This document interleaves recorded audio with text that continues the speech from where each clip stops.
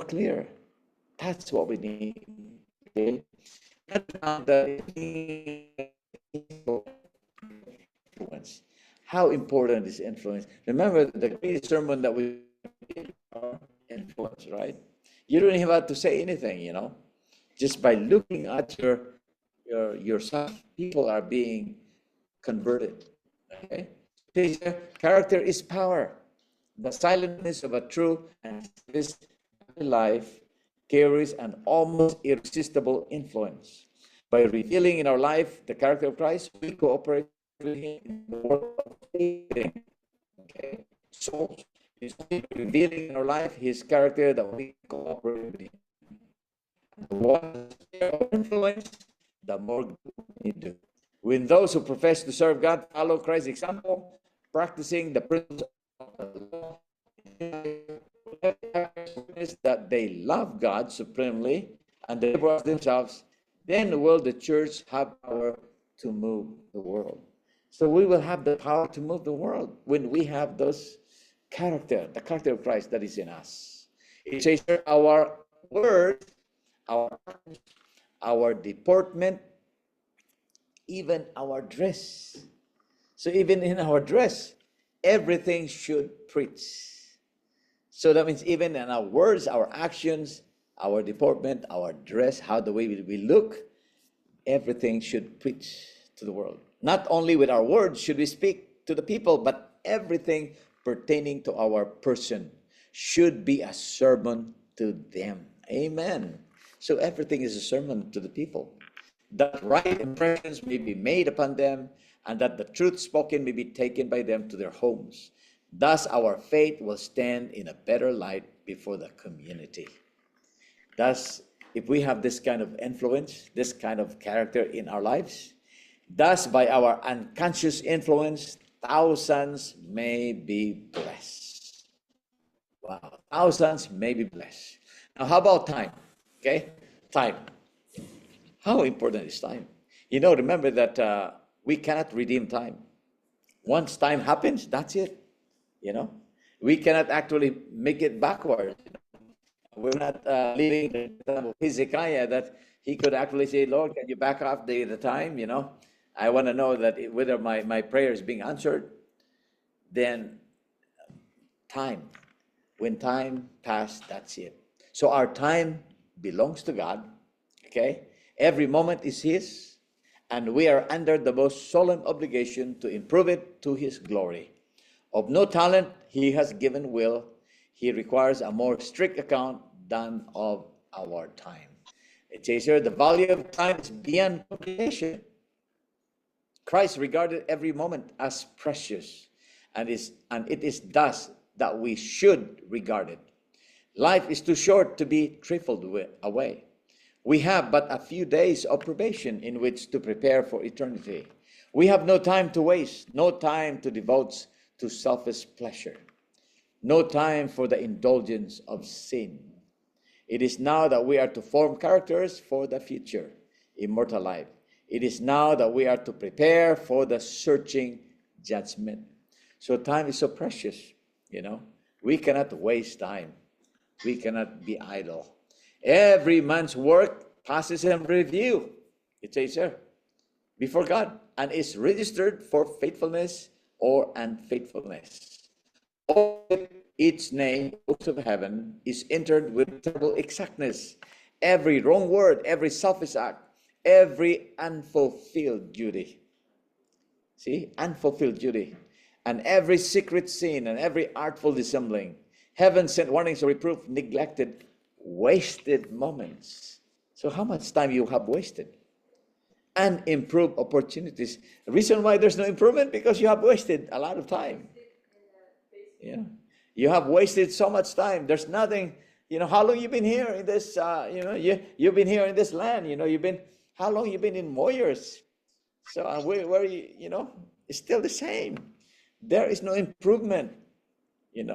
Wasted moments. The influence exerted for good or for evil, with its far-reaching results, all are chronicled by the recording angel.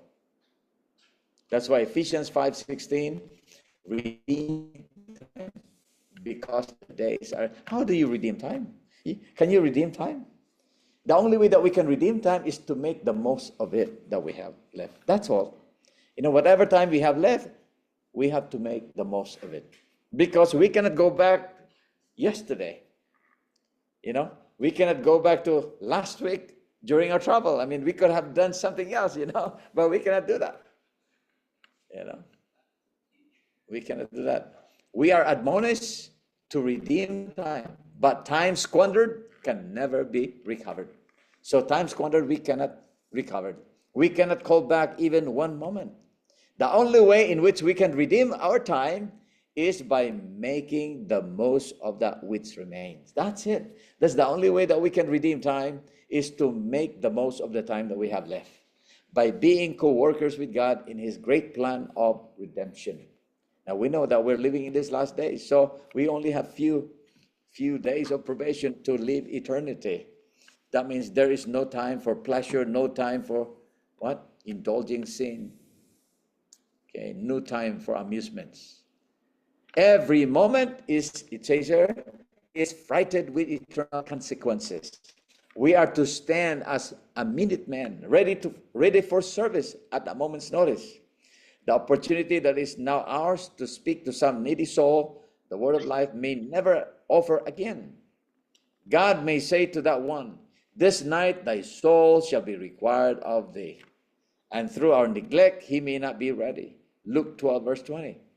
In the great judgment day, how shall we render our account to God? All right, now let's go to the next one, is health. Now, health is also a talent. God has given us a healthy body, but making sure that we preserve this body, a living sacrifice, because health is a blessing, right? Health is wealth, right? If you don't take care of your health, you lose your wealth, okay? Health is a blessing of which few appreciate the value. A lot of people, they work hard, right? They work hard, they do overtime, Sometimes they work even 7 days. They work 24 hours. I don't know if there's people that work 24 hours. It must be is impossible. But maybe two shifts, right? 7 to 3, 3 to 11, and do some part-time again, and then sleep only about 6 hours to just gain some money. But if they get sick, what happened to the money? Money is gone, because the bills are so expensive now to pay the doctors, the medicine. We're just thankful that we have those insurance, We don't have to pay a lot, right? So health is a blessing. So we have to make sure that we maintain this good health. Our impulses and passions have their seat in the body, and it must be kept in the best condition physically and under the most spiritual influences, in order that our talents may be put to the highest use. So how can we maintain a healthy body? 8 laws of health is being emphasized there, right? We cannot just say, we already ate a good food, we were changing our diet. So that means we have a healthy diet already. But if we don't exercise, we still get sick, because exercise is part of it. If we don't expose ourselves to the sun, remember the sunshine, we need the sunshine also, so we have to be balanced, right? We need fresh air. We need rest. Yes. You cannot just keep working in the garden too. You have to make sure that you have time to rest. So everything must be balanced. Okay. Trust in divine power. Yes. Anything that lessens physical strength enfeebles the mind, makes it less capable of discriminating between right and wrong. So you're able to, to temper your decision making when you are sick. But when you're healthy, you're able to see it well. Your eyes good, your eyesight. Able to discern things. But when you are sick, you're not able to do that. You're not capable. That's why in 3 John 1 verse 2, beloved, I wish above all things that thou mayest prosper and be in health, even as thy soul prospereth. So John is saying here, be in health, even as thy soul prospereth. How can we do that? According to Paul in Romans 12 verse 2, Be not conformed to this world, but be transformed by the renewing of your mind, that ye may prove what is that good and acceptable and perfect will of God. Remember that Dr. Malcolmus, right? He said the reason why people today are sick, they have adopted the sickness of the world, is because they have adopted the diet of the world. You know, if we don't adopt, if we don't conform to the world, but rather be transformed, then we will remain healthy, you know. So the next one is money, okay? Money is a talent. Is money a curse? Or is it a blessing? Sometimes it's a curse. Huh? Sometimes it's a curse. Why some people has so much money? Why some people doesn't have the money? And sometimes don't even have money. The money, you know, they keep working but no money, you know. Where's the money going? It didn't go to the right place. It went somewhere else, you know. God also entrusts men with means. He gives them power to get wealth. So God has given us this power that we can get some money, wealth. He waters the earth with the dews of heaven and with the showers of refreshing rain. He gives the sunlight which warms the earth, awakening to life the things of nature and causing them to flourish and bear fruit. And he asks for a certain of his own. So in other words, God gave us so much money, but God is only asking a little part of that. God is actually trying us, is testing us whether we are obedient, you know, whether we are improving the talent, this means that God has given us. Our money has not been given us that we might honor and glorify ourselves. As faithful stewards, we are to use it for the honor and glory of God. Some think that only a portion of their means is the Lord's. So some think that, oh no, if I make $500, $50 is only for the Lord. What about the $450? Is it for you already? Oh, I can go to the mall already. I can, you know. Some think that the only a portion of their means is the Lord's. When they have set apart a portion for religious and charitable purposes, they regard the remainder as their own, to be used as they see fit. But in this, they mistake. All we possess is the Lord's, and we are accountable to Him for the use we make of it. That means everything is from God, and we are accountable if we are not using it. In the use of every penny, it will be seen whether we love God supremely and our neighbor as ourselves. Okay? Money is a great value because it can do great good. In the hands of God's children, it is food for the hungry, drink for the thirsty, and clothing for the naked. It is a defense for the oppressed and a means of help to the sick. But money is of no more value than sand, only as it is put to use in providing for the necessities of life, in blessing others, and advancing the cause of Christ. Amen. I like that. Advancing the cause of Christ. You know, even though you have little money and you keep going to the thrift store still, you know, I mean, even though you have clothes already, you know. Hoarded wealth, what's going to happen with hoarded wealth? Hoarded wealth is not merely useless. It is a curse. It is a curse. You know, you hoard a lot of, even foods, anything. Hoarded wealth is not useless, but it is a curse. In this life, it is a snare to the soul, drawing the affections away from the heavenly treasure. In the great day of God, its witness to unused talents and neglected opportunities will condemn its possessors. See that? Will condemn its possessors. And that's why remember that man who tear down his big, barn and then make a big one. And I'm gonna store all my wealth here, my everything, and then I can relax. You know, he was just trying to glorify himself. He was not sharing, you know. So it is a curse to God. Now, what happens to those who multiply their talents? Remember that God has given us talents, right? And if we improve them, there's blessings. So what happened to those who multiply their talents? According to Matthew, let's go back. It says, well done. This is Well done, thou good and faithful servant. Thou hast been faithful over few things. I will make thee ruler over many things. Enter thou into the joy of thy Lord. Right? So he also who had received 2 talents, Jesus will say, well done, good and faithful servant.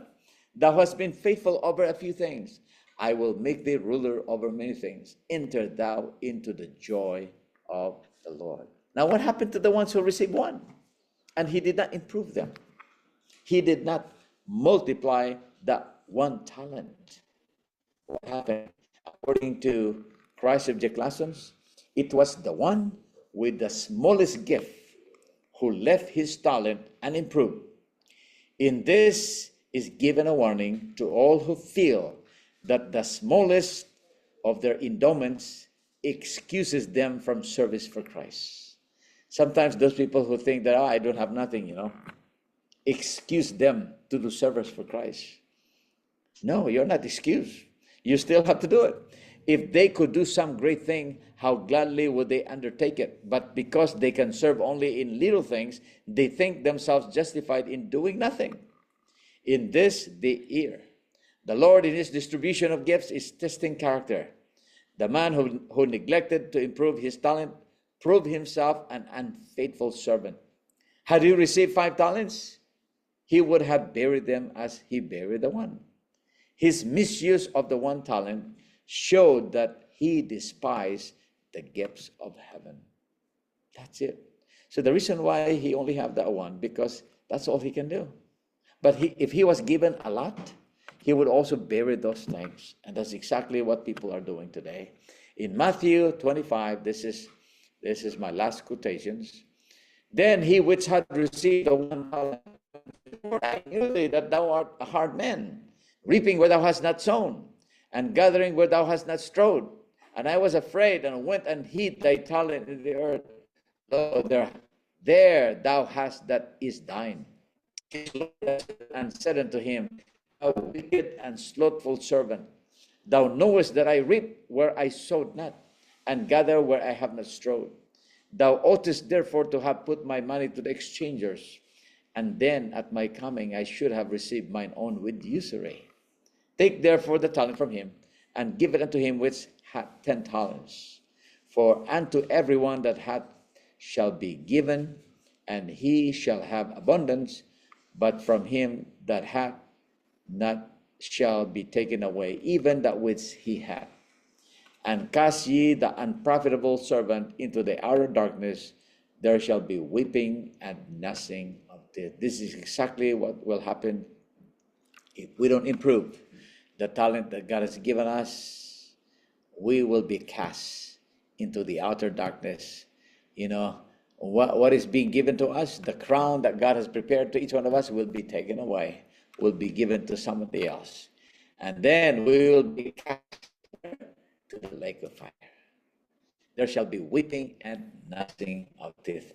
So I hope and pray that, whatever talent we have, it may be small and large, as long as we use them for the glory of God, then there's blessing.